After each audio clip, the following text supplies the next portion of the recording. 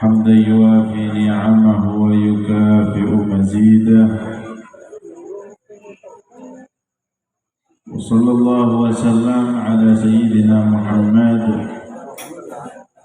معدن الإلهام وباب خوارق الأفهام الذي انجلت في مرآته صور جميع المكونات واتضحت به جميع المشكلات فيما مضى وما هو آت وعلى آله وصحبه ثقات.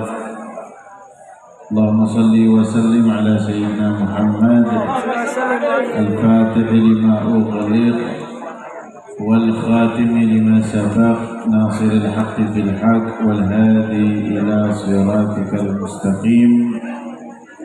صلى الله وسلم على سيدنا محمد وعلى آله وصحبه أجمعين. أما بعد، سبحانك لا علم لنا إلا ما علمتنا إنك أنت العليم الحكيم. رب اشرح لي صدري ويسر لي أمري واحلل عقدة من لساني يفقه قولي واهدي به قلبي وسدد به لساني بجاه سيدنا محمد صلى الله عليه وعلى آله وصحبه وسلم. اللهم أخرجنا من ظلمات الوهم وأكرمنا بنور الفهم وافتح علينا بمعرفة العلم وسهل أخلاقنا بالعلم وزدنا علما واجعلنا من الذين يستمعون القول فيتبعون أحسنه. أسألك الفتوح والمنوح والتوبة النصوح وصلاح القلب والجسد والجسم والروح وسر اسمي بدون. أسألك العلم اللدني والمشرب الصفي الهني يا وهاب يا غني آمين يا رب العالمين. Yang saya muliakan, saya hormati, saya ta'zimi tokoh masyarakat, tokoh agama, para ustadz-ustadzah yang hadir di tengah-tengah kita,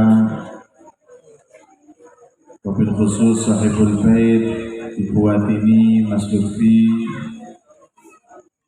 jajaran pemerintah desa yang hadir, mungkin Mbah Mutin, dan seluruhnya saja, juga terkhusus kepada Takmir Musholla Al-Ansor yang hadir di tengah-tengah kita. Mudah-mudahan Allah Subhanahu wa Ta'ala senantiasa jaga beliau semua. Allah Subhanahu wa Ta'ala kuatkan perjuangan beliau semua sehingga bersama-sama berjuang, berdakwah, sama-sama mengerahkan kemampuannya untuk menggembirakan hati Nabi Muhammad sallallahu alaihi wasallam. Amin ya rabbal alamin. Bu pun ngantuk, Bu? Masih semangat napa ketoke pun lesu model ini? Mudah-mudahan malam ini malam yang menjadi satu sebab dikabulkan hajat kita semua. Hajat dunia, hajat ukhrawi, hajat yang berkaitan dengan pribadi kita, diri kita, keluarga, teman, sahabat, semuanya mudah-mudahan dikabulkan hajatnya. Amin ya rabbal alamin. Dan iki sak menika sasi napa, Bu? Napa? Saban. Ruwah nggih. Setelah selesai bulan Rajab niku ulan utawi sasi yang sangat mulia dan dimuliakan oleh Allah Subhanahu wa Ta'ala. Nah, bulan Rajab niku lak sasi yang disebut ingkang disebat bulan haram. Nggih. Bulan haram wonten pinten, Bu? Bulan haram niku wonten sekawan nggih. Salah setunggalipun inggih menika sasi Rajab. Nah, bulan Rajab itu dawe Mbah Mun, dawe Mbah Mun. Beliau pernah memberikan nasihat, ulan Rajab niku ulane Gusti Allah. Wis pasti nek ulane Gusti Allah berarti ulan sing apik, sasi ingkang sae. Lah kok ana tiyang apik teng sasi Rajab ya wis memang gawane wonge apik. Kalau ada orang dia memang tidak bisa berbuat baik, gak iso apik teng sasi Rajab, ya wis memang gohan kurang apik. Lho niku dawuhe Mbah Maimun. Dadi Rajab niku ukuran. Kita tahu diri kita itu bagus atau tidak, kita lihat bagaimana kita menjalani bulan Rajab. Kalau kita semangat berbuat baik, dijak kesainan kok semangat, rutin, nggih, seneng remen, berarti memang wis gowane api. Tapi nek dijak api iku kok abot tenan rasane, males segalane, berarti memang kita minta kepada Allah dibukakan hati kita. Berarti memang kita ada tanda-tanda orang yang tidak baik, tidak benar. Nah sekarang sudah keluar bulan Rajab, masing-masing introspeksi mengaca. Saya waktu bulan Rajab itu semangat tidak melakukan perbuatan baik, atau sebaliknya apik belas tapi maksiat terus jalan. Maka kita perbaharui ada di bulan ini, bulan Sya'ban. Di bulan Sya'ban. Nah terkait bulan haram termasuk bulan Rajab, Allah berfirman, "Fala tadzlimu fihinna anfusakum." Bulan itu bilangannya 12, di antara 12 ada 4 bulan mulia. Nah dawuh Gusti Allah terkait 4 bulan mulia tersebut, fala tadzlimu fihinna anfusakum. Jangan sekali-kali kalian mendolimi diri kalian di 4 bulan tersebut. Salah satu dalil sasi Rajab. Ulama terang maksudnya Gusti Allah jangan mendolimi diri sendiri. Maksudnya niku pripun? Mendolimi diri sendiri di 4 bulan itu maksudnya bagaimana? Akhirnya para ulama menjelaskan maksudnya adalah dengan dia tidak mendapatkan bagian kebaikan ada di bulan haram tersebut. Salah satunya bulan Rajab. Lah kok iso? Wahai Gusti Allah ngobrol rahmat, ngobrol ganjaran, diskon besar-besaran, kok gak keduman? Niku lak kebangetan lah ngoten. Ketika diobrol kebaikan, dibuka seluas-luasnya, kok ada hambanya Allah tidak mendapatkan bagian tersebut. Ibaratnya misalnya saiki minyak larang gitu. Nah kok orang sing dodol dijual minyak 5.000 2 liter misalnya. Ibu-ibu nek krungu sumpah dibudali. Gini betul. Masih krungu jam 12 bengi budal apa betul? Mangkat apa betul? Belum mangkat. 5.000 2 liter jare. Nggih, berangkat. Ibaratnya ngoten. Lah kok misalnya wonten tiyang ibu-ibu pireng kerungu tapi gak berangkat. Lho yuk gak berangkat ta? Tuku minyak 2 liter 5.000. Gak wis males aku aras-arasan. Nah niku misalnya dicelatu. Misalnya kula panjenengan ya wis dicelatu. Goblok tenan iki. Ngono murai kaya ngono ndak kebahagiaan. Tidak berharap untuk mendapatkan kesempatan tersebut, kan seperti itu. Ibaratnya di bulan Rajab dibuka kebaikan seluas-luasnya, tapi dia tidak mendapatkan jatah, tidak mendapatkan bagian. Berarti sama dengan dia mendolimi diri sendiri. Nah sekarang bulan Rajab sudah berakhir. Apakah masih ada kesempatan? Masih ada kesempatan. Karena fadlullah wasi', kemurahannya Allah itu maha luas. Maha luas. Kita tetap berharap sama Allah, ya Allah, saya menyanyiakan bulan Rajab, bulan mulia. Harusnya di bulan itu ada rim. Ketika melakukan maksiat ono rimi. Nah kalau kita tidak ada rim sama sekali, tidak peduli, mau melakukan maksiat tidak mikir itu bulan Rajab, gak ngerim sama sekali, tetap aja dilanjutno. Ya hati-hati.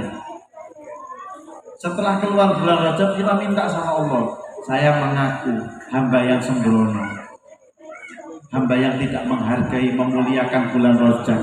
Tapi saya tetap berharap ya Allah, di bulan Sya'ban ini, termasuk bulan yang mulia ini, mudah-mudahan Engkau tetap memberikan jatah rahmatmu, jatah taufik hidayahmu kepada hamba.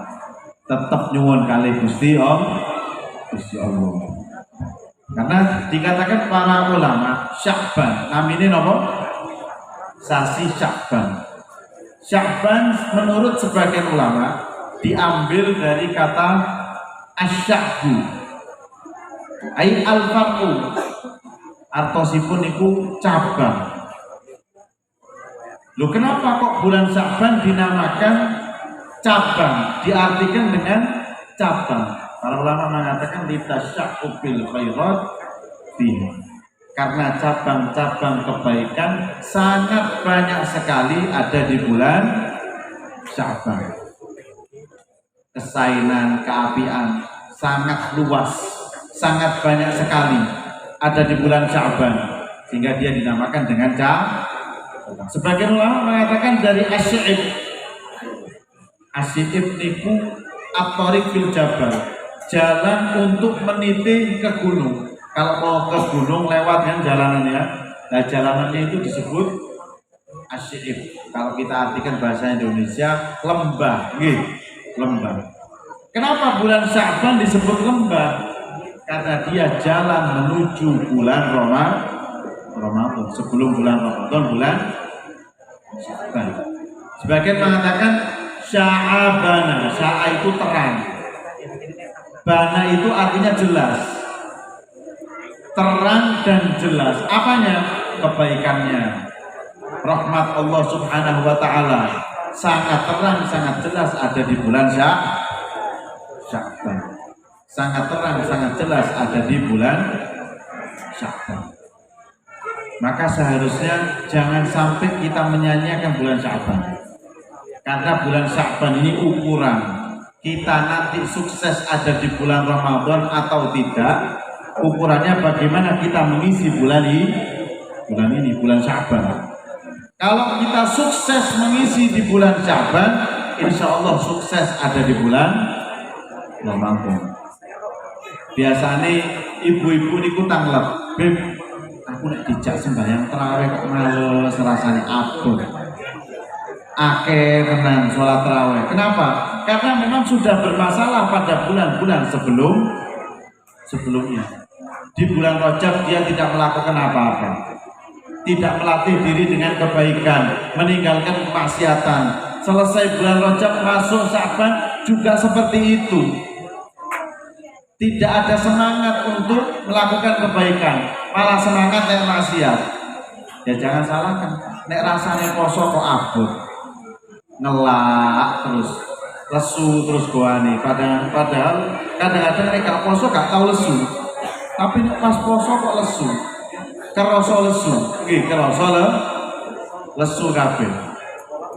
Kenapa terasa berat? Karena memang sudah bermasalah pada bulan-bulan sebelumnya. Nah ini kesempatan, dan ini kesempatan kita untuk mengisi bulan-bulan ini dengan amal baik. Yang biasanya belum pernah qiyamul lail, tahajud, ayo mulai malam ini diusahakan. Bangun sebelum subuh, tahajud, minta sama Allah Ta'ala, memperbanyak membaca sholawat ada di bulan ini, berusaha menghatamkan Al-Quran. 1 bulan dibagi 1 juz. Nah kok ngenteni bulan Ramadan 11, kalau tidak membiasakan menghatamkan Al-Quran di sebelum Ramadan, Jangan berharap nanti Ramadan gampang, apa yang khatam Al-Quran. Yo tetap kerasa angel abot. Kenapa? Karena tidak membiasakan di bulan-bulan sebelumnya. Ayo coba dihatamkan pelan-pelan, dirutinkan ngaji Al-Quran, semangat sholat berjamaah, banyak musola, apalagi ada musola baru Al-Ansor. Sholat 5 waktu dengan berjamaah, khususnya subuh berjamaah. Nah ini mumpung temanya Isra Mi'raj, ini pengajian Isra Mi'raj, Isra Mi'raj. Ya kula boten badhe criyos kathah nek Isra Mi'raj critakno mulai awal akhir. Tidak diantemi jeruk kali jenengan kula. Gak barbar kok ceramah ini. Ya intinya saja pesannya. Biasanya Isra Mi'raj tidak dilepaskan dengan sholat. Ayo sholat semangat. Kalau kita dulunya sebelumnya sembrono dalam melaksanakan sholat, ayo kesempatan di bulan-bulan mulia ini, bulan Rajab sudah selesai, sekarang Sya'ban, disemangati lagi sholatnya, jangan sampai meninggalkan sholat. Nah biasanya nek wonten tiang tanglet, Beb, saya itu dulu belum pernah sholat, suka meninggalkan sholat. Sekarang saya taubat, sekarang saya melaksanakan sholat. Lalu bagaimana cara saya mengganti sholat yang saya tinggalkan? Nah saya tidak tahu jumlahnya berapa, saking akhirnya. Sudah 10 tahun, 15 tahun, saya tidak pernah sholat. Sekarang saya bertobat, saya pengen sholat rutin. Nah sholat yang ditinggalkan wajib diqodho. Langoten. Bagaimana cara saya mengqodho sholatnya? Nah ini pertanyaan. Caranya adalah menurut para ulama fikih tetap diqodho sholatnya. Sampai kapan? Sampai hati sudah tidak mamang lagi. Sholat subuh diqodho, zuhur, asar, 2 bulan, 3 bulan, 4 bulan, 5 bulan, setengah tahun. Coba tanya hati ini, wes kira-kira mantep sudah selesai atau belum? Oh kita isih kurang, aku nemenake gak sholat. Sholat lagi kodok terus begitu. Sampai kapan? Sampai hati merasa sudah cukup. Tambah 7 bulan, 8 bulan, 9 bulan. Oh kita wis cukup. Sudah cukup, berarti selesai. Kewajiban kodoknya sudah selesai. Biasanya nek kalau kita ada kodok, itu saran saya, niki saran kulo. Biasanya sholat sunnah, stop dulu sholat sunnahnya. Sholat zuhur jamaah. Setelah itu kita sholat qodho zuhur. Di qodho zuhurnya. Selesai nanti masuk sholat asar berjamaah di musola atau di masjid. Sholat lagi, sholat asar. Tapi niatnya qodho'an lillahi ta'ala, di qodho sholat asarnya. Seterusnya seperti itu. Sehari, 2 hari, 3 hari. Mumpung masih ada sisa umur. Jenengan nek pengen bahagia dunia, bahagia akhirat, wis cekali urusan sholat niku jenengan cepengan. Sholat diusahakan sebaik-baiknya. Engko lak Gusti Allah nata uripe jenengan dengan sebaik-baiknya. Urusan rezeki, cek lah apa sing mundak sakarepe. Minyak mundak, terus kedele mundak. Nggih. Daging sapi mundak.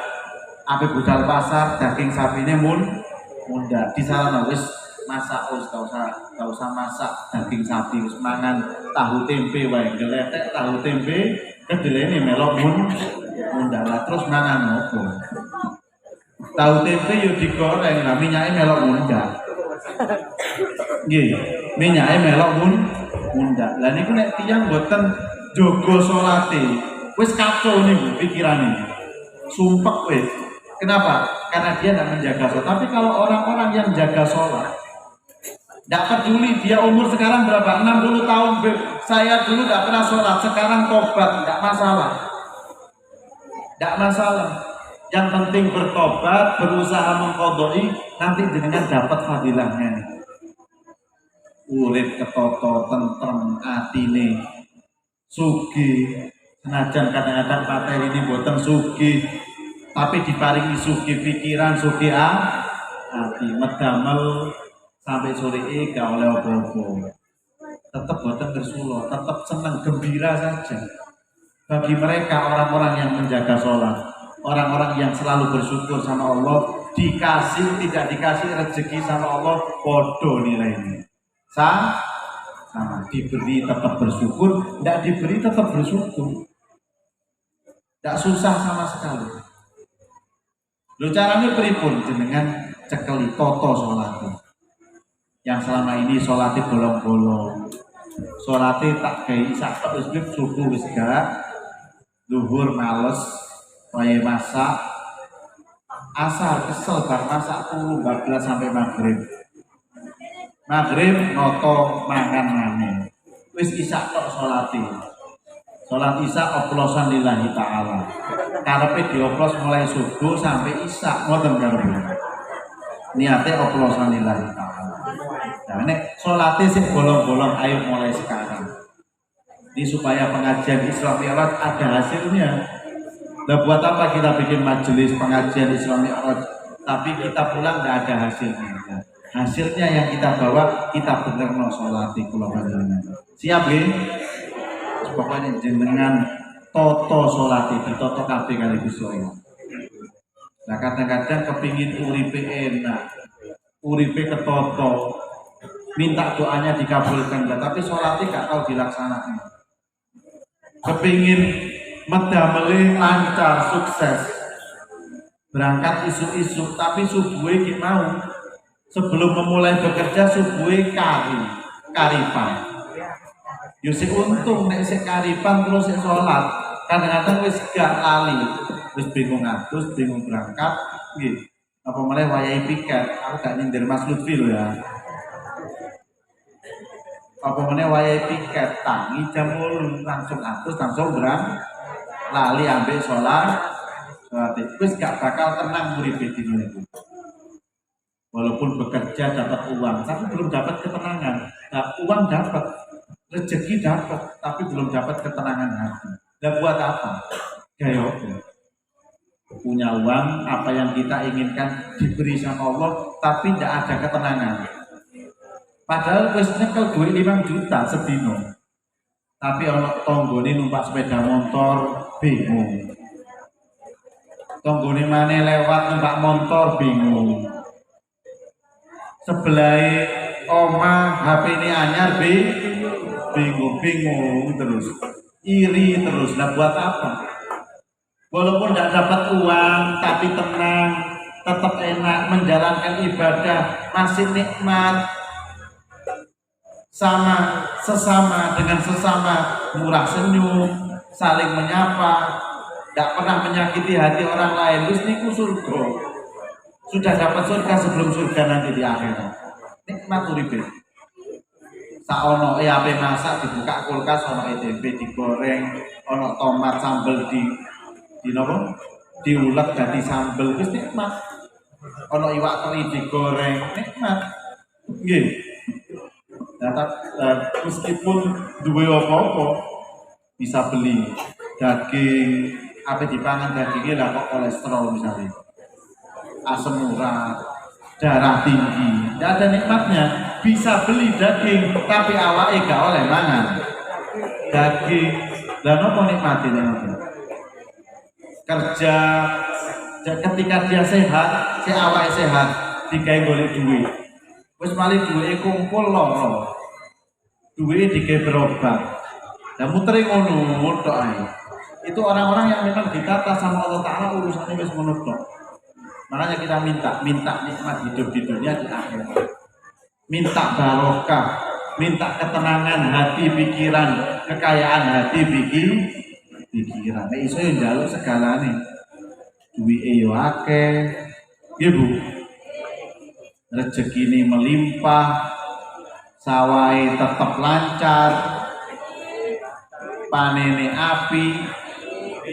Ya semuanya boleh minta.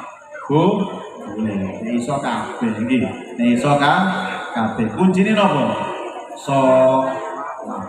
Salate ditoto. Nggih, salate ditoto. Terus yang lebih penting lagi, kita bukan sekedar niku urusan pribadi masing-masing. Salat nggih. Tapi yang lebih penting itu kita menata generasi.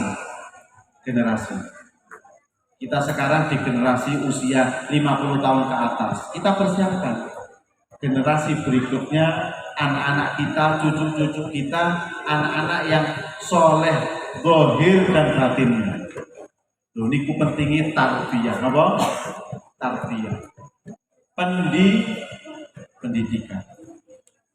Wonten setunggal Habib, namanya Al Habib Alwi bin Muhammad bin Tahir Al-Haddad. Beliau memberikan konsep pendidikan anak. Apa konsep pendidikan anak? Sebelum anak ngajikno, artinya diberi ilmu, di pondokno, ngajikno teng madrasah, diajari ngaji teng TPQ misalnya. Terlebih dahulu orang tua itu mendidik anak-anaknya.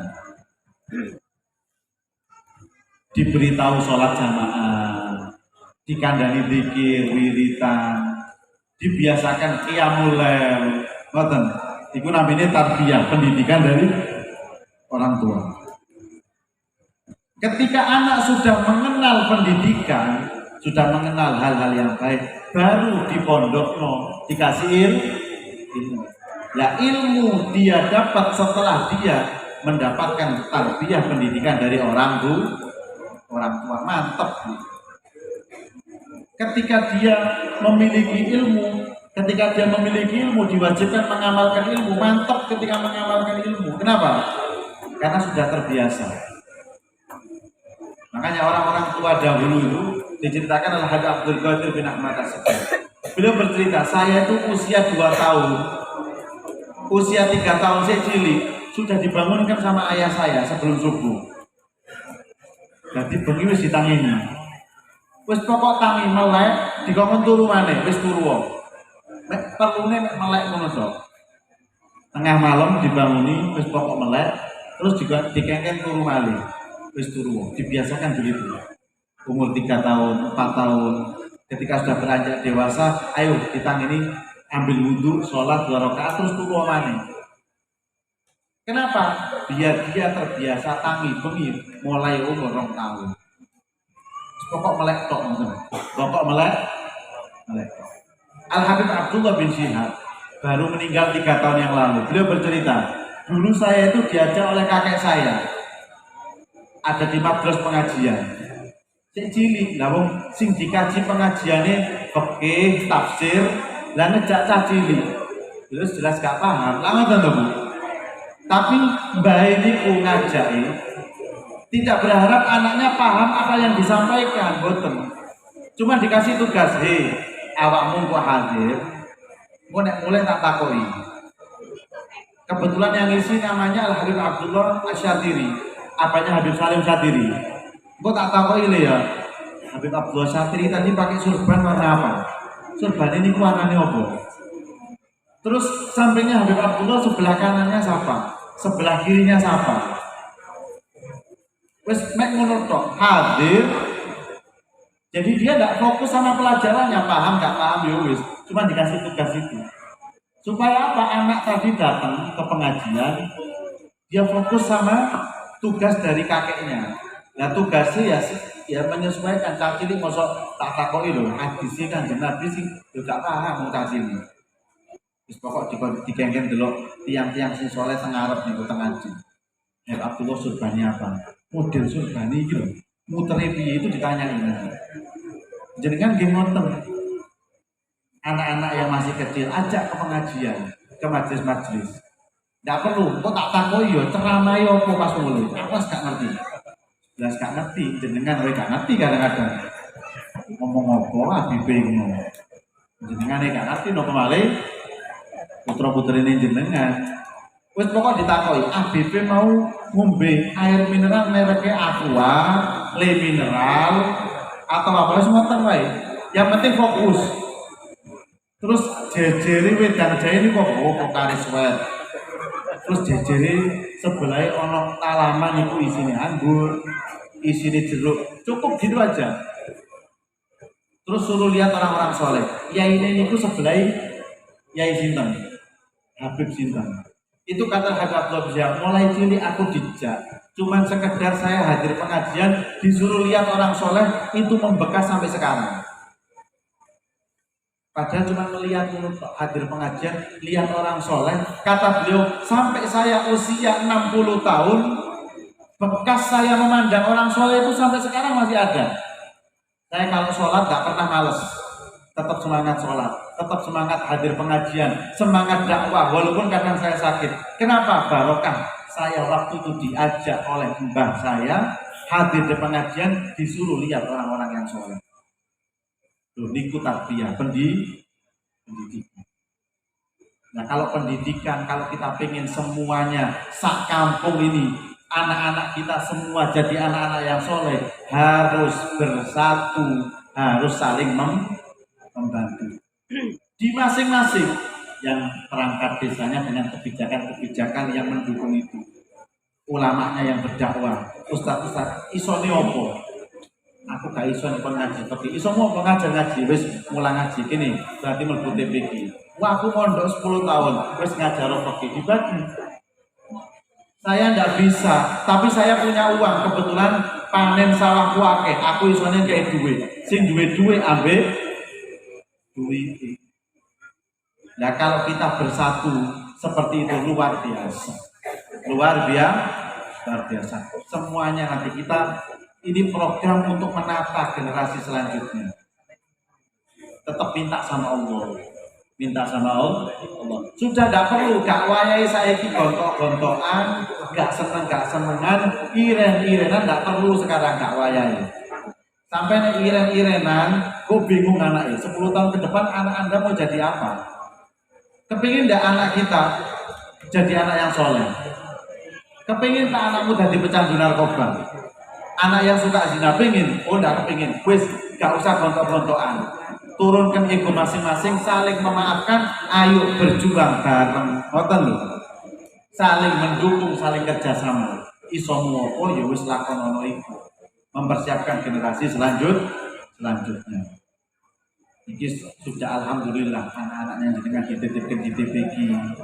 Terus kita yang tua mulai sadar misalnya, ya Allah aku ini gak mau sholat, biar aku maksiat kok. Niku pun luar biasa. Walaupun jenengan sekarang di usia 70 tahun misalnya, lo jenengan wis gelem ngakoni dosa niku pun luar biasa niku. Sudah luar biasa. Ya Allah, kula ngaku hamba sing wis gak karu-karuan, maksiat kok, ndak pernah taat. Maksiat kok gak tahu taat, tapi sekarang saya mencoba bertobat. Saya mulai rutin ke masjid, sholat jamaah. Saya ajak keluarga saya, itu sudah luar biasa. Niku pun saya luar biasa, bersatu. Sing iso terbangan, dakwanya dengan begitu. Rukun semuanya insya Allah. Nanti kita tata generasi ke depan. Siap ya? Jadi intinya supaya ada hasilnya, gak terus gedabrus gini mulai wis boten.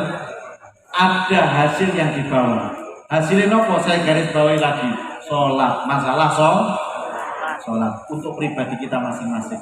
Yang kedua, kita sepakat, kita kerjasama membangun generasi ke depan. Kita akhiri semuanya. Wis cukup sampai sini.